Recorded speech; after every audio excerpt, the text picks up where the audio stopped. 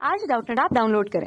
Doubtnut पर अपने सभी गणित, रसायन विज्ञान, भौतिक विज्ञान और जीव विज्ञान के डाउट्स का करो सफाया।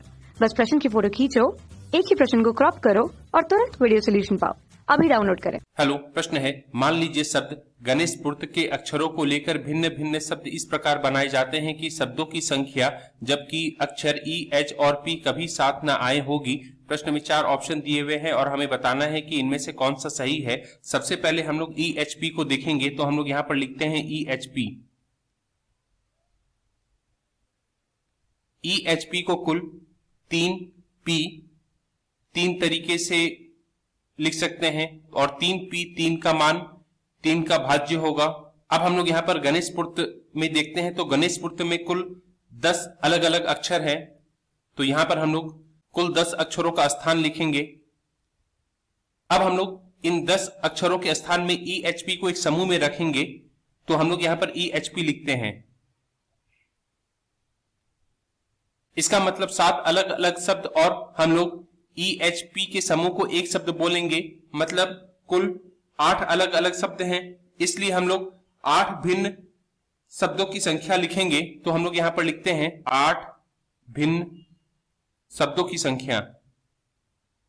8 भिन्न शब्दों की संख्या यहां पर होगा 8 का भाज्य गुना 3 का भाज्य। अब ये तो हम लोगों ने ई एच पी को एक साथ रखने की शब्दों की संख्या का मान निकाला है और हमें शब्द दिया हुआ है प्रश्न में गणेशपुत्र, तो हम लोग यहां पर लिखते हैं गणेशपुत्र। गणेशपुत्र में कुल 1 2 3 4 5 6 7 8 9 10 यानी गणेशपुत्र में कुल 10 भिन्न अक्षर हैं। इसका मतलब यहां पर कुल शब्दों की संख्या होगी 10 का भाज्य, क्योंकि 10 भिन्न अक्षर हैं। अब हम लोग ई एच पी के एक साथ ना आने की शब्दों की संख्या लिखेंगे, तो हम लोग यहां पर लिखते हैं ई एच पी के एक साथ ना आने की शब्दों की संख्या।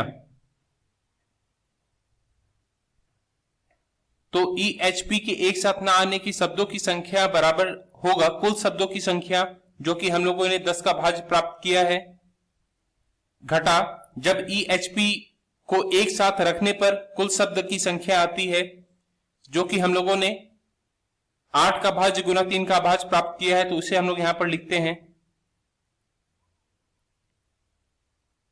अब हम लोग इसे हल करते हैं तो 10 का भाज्य को हम लोग लिखेंगे 10 गुना 9 गुना 8 का भाज्य घटा 8 का भाज्य गुना 3 का भाज्य।